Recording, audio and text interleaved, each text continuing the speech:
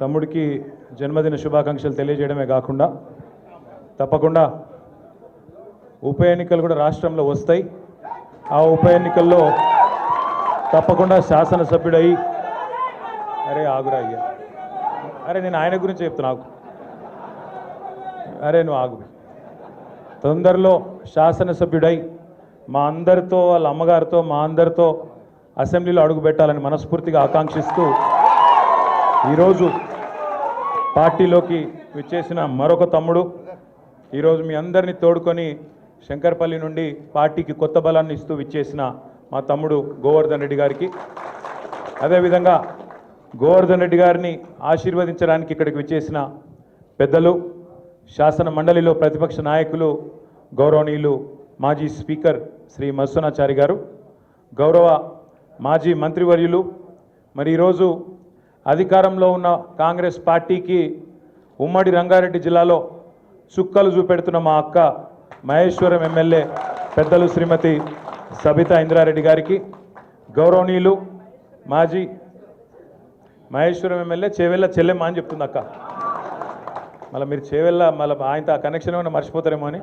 చేవెళ్ళ చెల్లెమ్మ చేవెళ్ళ ఆడబిడ్డ, చేవెళ్ళ కోడలు, అదేవిధంగా మరొక మాజీ మంత్రివర్యులు పెద్దలు శాసన మండలి సభ్యులు మొహమ్మద్ మహమూద్ అలీ గారు, గౌరవ వికారాబాద్ జిల్లా పార్టీ అధ్యక్షులు, వికారాబాద్ మాజీ శాసనసభ్యుడు సోదరుడు డాక్టర్ మెతుకు ఆనంద్ గారు, మల్కాజ్గిరి పార్లమెంటు నియోజకవర్గ ఇన్ఛార్జ్ సోదరులు రాగిడి లక్ష్మారెడ్డి గారు, మరి మొన్ననే రేవంత్ రెడ్డి యొక్క దౌర్జన్యాన్ని ఎదుర్కొని కొడంగల్ రైతుల కోసం 37 రోజులు జైలు జీవితం అనుభవించిన చెరగని చిరునవ్వుతో మళ్ళీ మన ముందుకు విచ్చేసిన సోదరుడు మాజీ ఎమ్మెల్యే కొడంగల్ పట్నం నరేందర్ రెడ్డి గారు, గౌరవ మాజీ రాజ్యసభ సభ్యులు, మన పార్టీ కార్యాలయానికి జనరల్ సెక్రటరీగా బాధ్యత వహిస్తున్న గౌరవ పెద్దలు అన్న రావుల చంద్రశేఖర్ రెడ్డి గారు, వేదికపైన ఆసీనులైన ఆంజనేయులు గారు, ఇంకా మా కృష్ణారెడ్డి గారు, అదేవిధంగా నాగేందర్ గౌడ్ గారు,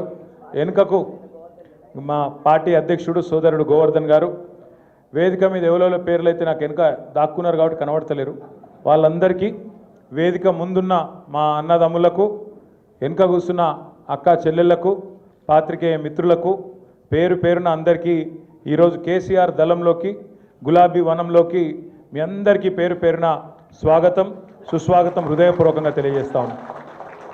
అక్క ఇప్పుడే చాలా విషయాలు చెప్పడం జరిగింది, పెద్దలు మత్స్యనాచారి గారు కూడా చాలా విషయాలు చెప్పడం జరిగింది. నిన్న అక్కడ రేవంత్ రెడ్డి గారి నాయకత్వంలో గాంధీ భవన్లోనో ఎక్కడనో కాంగ్రెస్ వాళ్ళ మీటింగ్ జరిగింది, మరి మీరు టీవీలో పేపర్లో చూడొచ్చు. ఢిల్లీకి వెళ్ళి కొత్త ఇన్ఛార్జ్ గారు వచ్చిండ్రు, వారికి స్వాగతం పలుకుతూ కాంగ్రెస్ వాళ్ళు సమావేశం పెట్టిండ్రు.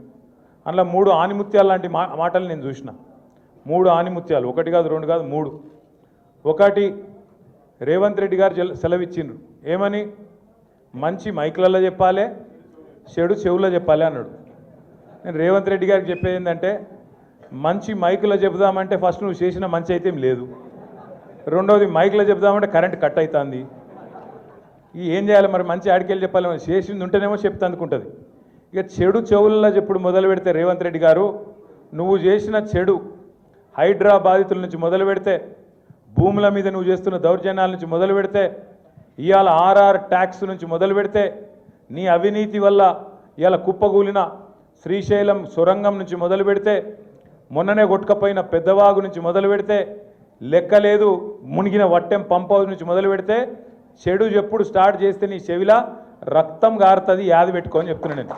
ఎందుకంటే చెడు చెవులో చెప్పాలి, మంచి మైకులో చెప్పాలి అని చెప్పి రేవంత్ రెడ్డి గారు చాలా తెలివిగా చెప్పిన అనుకొని ఆయనదైన డైలాగులు కొడుతున్నాడు. ఇంకా విచిత్రం అనిపించింది నాకు, ఆమె పాపం ఢిల్లీ నుంచి ఒక పెద్ద మనిషి వచ్చింది, ఇన్ఛార్జ్ మీనాక్షి గారు. ఆమె చెప్తున్నారు, మీనాక్షి గారు ఆమె ఎయిర్పోర్ట్లో దిగంగానే కాంగ్రెస్ వాళ్ళట కొంతమంది ఆయనతో ఆమె బ్యాగులు మోసేందుకు గురికొచ్చిరట. ఏది, రైల్వే స్టేషన్లో దిగంగానే బ్యాగులు మోసేందుకు గురికొచ్చిరట. చాలా తప్పు, మీరు బ్యాగులు మోయొద్దు, బ్యాగులు మోసి మీ ఆత్మగౌరవాన్ని దెబ్బతీసుకోవద్దు అంటుంది. అమ్మ మీనాక్షి గారు మీకు ఏం చెప్పాలి మేము, నీ పక్కన కూర్చున్నాడు బ్యాగులు మోసే గాడికి వచ్చిండు, నీ పక్కన కూర్చున్నాడు బ్యాగులు మోసి అప్పుడు చంద్రబాబు బ్యాగులు మోసిండు, ఇప్పుడు ఢిల్లీకి బ్యాగులు మోస్తున్నాడు. ఇక గాయనను పక్కన కూర్చోబెట్టుకొని బ్యాగులు మోయొద్దు, ఆత్మగౌరవం దెబ్బతింటుందంటే ఏం చెప్పాలి ఆ మేడంకి? కాబట్టి మీనాక్షి గారు వాస్తవాలు తెలుసుకోండి, వాస్తవ ప్రపంచంలోకి రండి అని కోరుతా ఉన్నా. ఇక నిన్న వాళ్ళ మీటింగ్లో చెప్పరాదు ఇక ఆ మాటలు, ఆ కథలు. ఆయన చేసిన మంచి అట చెప్పుకుంటే ఒడిసిపోదట. రేవంత్ రెడ్డి గారు చేసిన మంచి ఏం చెప్పాలి?